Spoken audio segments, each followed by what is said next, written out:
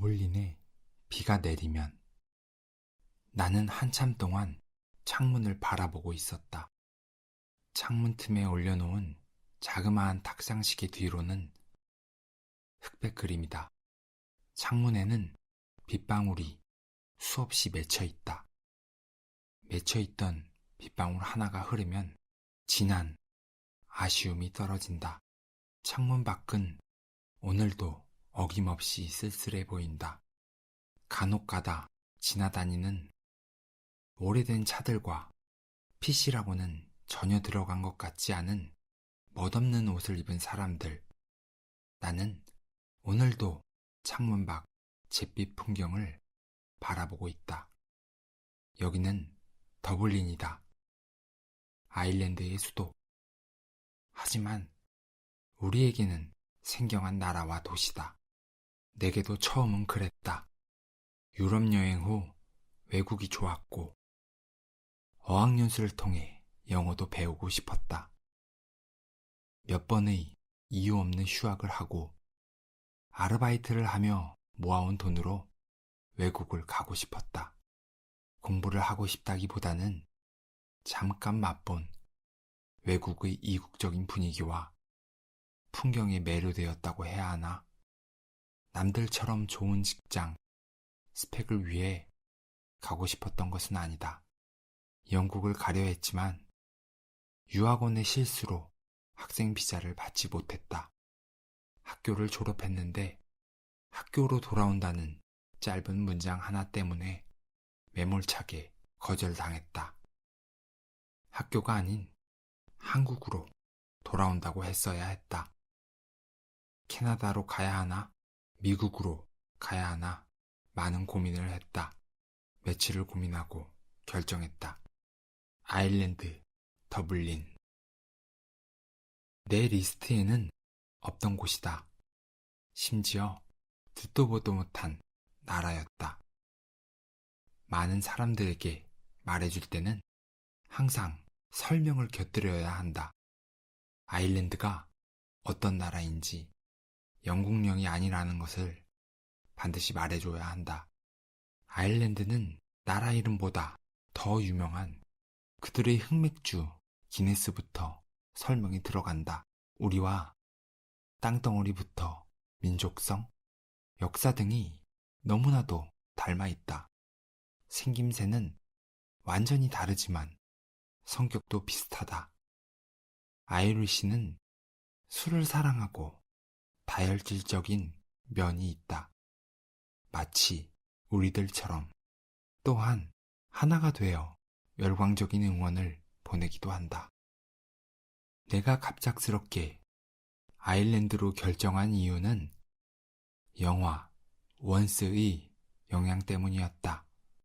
길거리에서 기타를 치며 노래를 부르는 남자와 길거리에서 꽃 잡지를 파는 여자. 남자의 노래에서는 애절함이 있고 여자에게서는 고된 현실에 대한 걱정이 묻어 있다. 둘은 각박한 현실 속에서 음악으로 교감을 나눈다. 영화에서도 아일랜드는 그리 밝은 느낌이 아니다. 서양에서는 초록의 나라라고 부르지만 내게 아일랜드는 그저 흑백 도시 같다. 그런 우울함이 뭐가 그리 좋았던 건지 모르겠지만 그렇게 나는 비가 어딘가로 흘러내려가듯 아일랜드로 흘러들어왔다. 영화 원스에서 받았던 느낌 그대로였다. 더블린 거리를 걷는데 내가 영화 속으로 들어와 있는 건지 헷갈릴 정도였다. 주인공 남자가 울부짖듯 노래를 했던 그 거리를 내가 걷고 두 남녀가 함께 찾았던 넓은 바다가 한눈에 보였던 언덕에도 내가 있었다. 두 남녀가 높은 산에 올라 바다를 내려다본다. 그들의 숨소리가 귓가에 들리는 것 같다. 그를 사랑하나요가 체코어로 뭐죠? 밀 위에 셔? 그럼 밀 위에 셔? 남자가 물었다. 밀루 유떼배. 여자가 잠시 생각하더니 대답했다. 영화가 끝날 때까지 밀루 유떼배가 무슨 뜻인지 나오지 않는다. 그 말뜻이 영화에서 그리 중요한 부분도 아니다. 나중에 찾아보니 당신을 사랑해요. 그런 뜻이었다. 이 영화는 음악을 화려하게 보여주는 영화가 아니다. 그렇다고 사랑에 초점을 맞춘 영화도 아니다. 삶의 고독을 음악으로 풀어낸 것이다.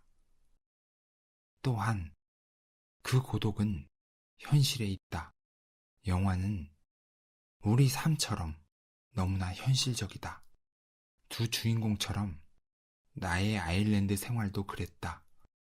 화려하지 않은 그들의 모습처럼 나 역시 나의 모습에 크게 신경을 쓰지 않았다. 화창하다가도 비바람이 부는 날씨에 맞는 모자 달린 검은색 스포츠 재킷을 늘 입고 다녔다. 멋이라고는 없는 그런 옷이다. 아침마다 늘 비가 왔던 것 같다.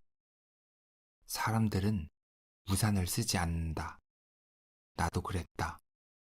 처음에는 우산을 썼지만 비바람에 뒤집어지기 일쑤였고 어느 순간 나 역시 그들 중 하나였다. 그냥 비를 자연스럽게 맞았는데 왠지 모르게 그곳에서는 비에 젖지 않았던 것 같다. 비 오는 세상은 흑백이다. 흑백 세상은 집에도 적용된다. 내가 살고 있는 집도 그랬고 친구들이 살고 있는 집들도 오래되고 낡았다. 좋기 10년은 같은 자리에 있었던 것 같은 빛바랜 천 쇼파와 회색빛 감도는 건물 마감재들, 석고로 마감을 한 천장과 벽은 처음에는 새하얀 색이었으리라. 매일 아침 학원 가는 길 어느 날 나를 지나치던 아이리시 여자에게 나는 첫눈에 반했다. 그녀를 매일 아침 같은 시간 같은 길에서 보았다. 귀엽기도 하고 세련되기도 했던 그녀의 얼굴이 아직도 잊히지 않는다. 그녀에게 편지를 썼다. 주머니에 고이 접어 찔러넣고 그녀에게 주리라 마음먹었다. 그녀가 지나쳐 가는데 주머니에 손을 넣었다 빼기를 반복했다. 내일을 기약하자. 하지만 그 내일도 실패했다. 아침마다 그녀를 마주쳤지만 나는 쪽지를 전해주지 못했다. 주머니에서만 잠자던 그 쪽지는 아일랜드를 떠날 때 공항 어느 탁자 위에 올려놓았다. 나는 아직도 비 오던 흑백거리에 무지개처럼 홀로 빛나던 그녀의 모습이 꿈에 나타날 때가 있다. 그리고 아직도 너무 후회가 된다. 말이라도 시켜보았다면, 쪽지라도 전해주었더라면. 미선이는 원스의 여자 주인공이 살던 바로 그곳에 살았다. 여주인공은 남자가 남기고 간 피아노를 치며 창문 밖을 바라본다. 그리고 카메라는 줌아웃되며 거리를 비춘다. 그 거리를 내가 매일 밤 걷곤 했다. 특히나 마지막 2주를 그곳에서 계속 보냈다.